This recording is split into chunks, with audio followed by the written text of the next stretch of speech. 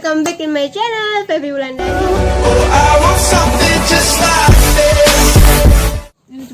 Jadi hari ini tanggal 2 Oktober 2020 adalah Hari Batik Nasional. Selamat Hari Batik Nasional. Sama-sama.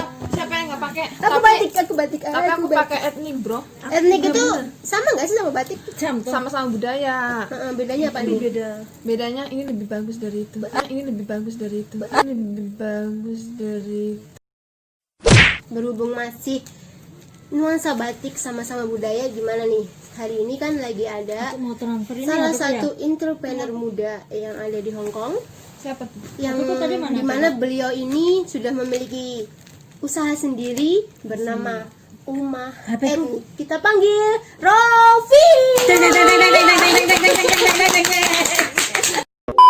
Dikenal dari nama Umah Etnik. Yes. Kira-kira apakah Umah Etnik itu? Oke, Umah Etnik ya. Kalian harus beli baru kalian tahu apa. Serius. Gini, Umah Etnik itu adalah suatu brand di mana itu yang mengangkat budaya-budaya Indonesia atau hasil karya Nusantara. Etnik seperti tenun gitu. Kalau kita khusus di bidang tenun. Kenapa namanya Umah Etnik? Karena apa? Oemah ya? Iya, Oemah pakai ejaan Kuno-kuno gitu ya? Iya, karena apa? Etnik ini sendiri kan memang barang kuno, barang jadul. Tetapi kita bikin atau rubah stylenya jadi kekinian, gitu. Ini kira-kira kenapa sih kamu memilih untuk usaha ini? Apakah mungkin ya seperti kenapa nggak makanan atau mungkin apa gitu? Oke, satu karena aku ngangkat tema ini memang dari hobi. Jadi aku pinginnya hobi yang menghasilkan income gitu. Kenapa milihnya nggak batik atau apa kayak gitu? Kenapa etnik tenun? Karena apa? Etnik tenun itu masih sangat jarang. Sedangkan batik itu udah rame banget. Sedangkan ini juga nggak kalah bagus kan dari batik. Maksudnya sama-sama budaya Nusantara yang hampir punah. Nah, aku nggak pingin budaya ini tuh punah. Kita nggak tahu nih berapa tahun lagi ke depan apakah anak cucu kita masih bisa menikmati, masih bisa pakai ini, kita nggak tahu. Takutnya punah gitu. Oke. Bagaimana cara untuk mensuplai sedangkan tenun itu udah mulai jarang nih?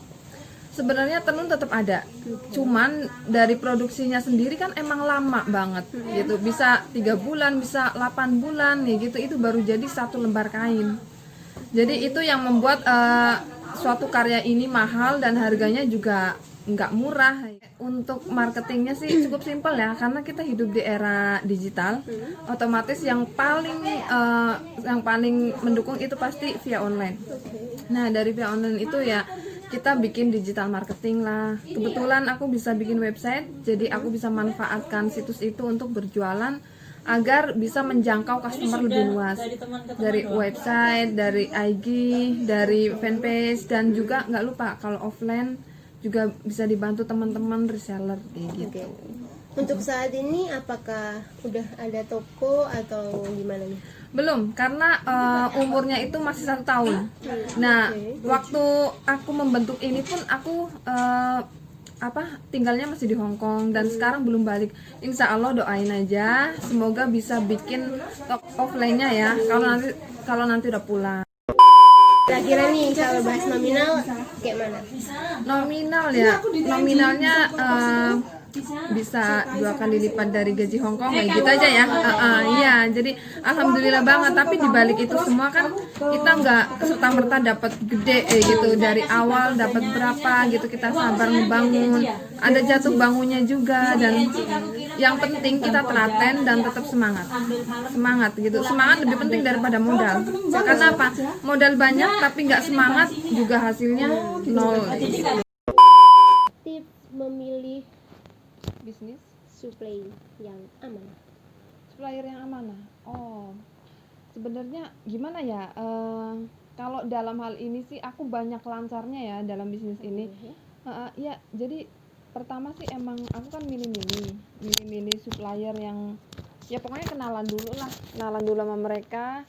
Kira-kira nih diajak kompromi, diajak kerjasama seperti apa respon mereka, itu pasti kelihatan. Orang yang benar-benar bisa dipercaya itu dari kita kompromi aja udah kelihatan loh sebenarnya. Terus kita memang butuh berani, maksudnya berani resiko. Kalau misalnya sama supplier ini kita rugi segini, oke lah gitu. Intinya dicoba, semuanya harus dicoba, berani mencoba, berani action. Jadi apa nih pesan kita untuk anak muda Indonesia? Oke, nggak cuma anak muda lah, semua teman-teman yang punya potensi untuk berkarya aja gitu, karena kita harus berani berkarya. Kalau pribadi aku sendiri, aku tuh lebih mengedepankan aku bisa apa sih, bisa menciptakan karya apa sih, itu yang paling penting daripada cuan itu nomor berapa gitu, di nomor berapa. Jadi jangan nomor satukan uang gitu. Kadang gini ya, kalau kita punya karya yang nggak main-main, karya yang benar-benar apa ya, bagus, kualitas karya yang benar-benar kita bangun kayak gitu, nanti orang juga bakal nyari kita, orang bisa menilai berapa harga untuk sebuah karya yang berkualitas ini kayak gitu. Jadi kedepankan karya yang berkualitas. Terus berarti Oma Etik ini terlahir dari sebuah hobi menjadi sebuah peluang. Nah, kira-kira nih gimana cara mengenali hobi kita, apa sih passion kita, apa ya yang cocok buat kita jadiin, kita bisa kembangin kayak gitu? Oke, salah satunya adalah kalian kan pasti kalau suka sesuatu, suka melakukan sesuatu seperti hobi, itu kan nggak cuma satu. Misal nih, aku pribadi ya contohnya, aku suka fashion style, aku juga suka komputer, aku juga suka musik. Nah, dari ketiga ini kalian bandingkan mana yang paling. Gimana caranya kita tahu yang paling? Ketika kita berlama-lama, misalnya berlama-lama pakai komputer, kita bosan nggak? Bandingkan dengan kita berlama-lama kita main fashion style atau kita main musik kayak gitu, bandingkan mana yang paling cepat membosankan. Nah, itu bukan hobi kita. Pokoknya hobi itu dimana kita nggak akan pernah bosan. Kalaupun bosan cuma sebentar, nanti kita balik lagi, pingin lagi balik kayak gitu. Jadi adalah passion adalah sesuatu yang dilakukan terus-menerus, tidak bosan. Iya, sekalipun bosan kita pasti kangen dan pingin balik lagi.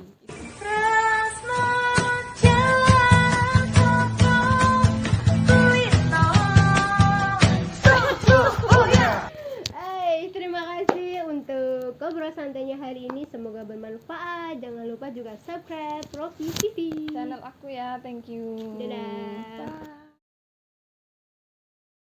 Kamu seseorang yang bisa membuka hati saya. Aduh, berarti ada di sini dong. Lapar gua. Lapar itu larut dalam perasaan. Setingkat lebih baper. Selama saya menutup hati di Hong Kong, ketemu seseorang yang bisa membuat hati saya normal lagi. Hai, saya temannya mereka. Halu banget. Apa ya namanya?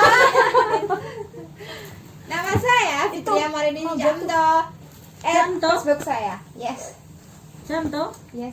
apa yang paling kamu suka? Aku paling suka gaji.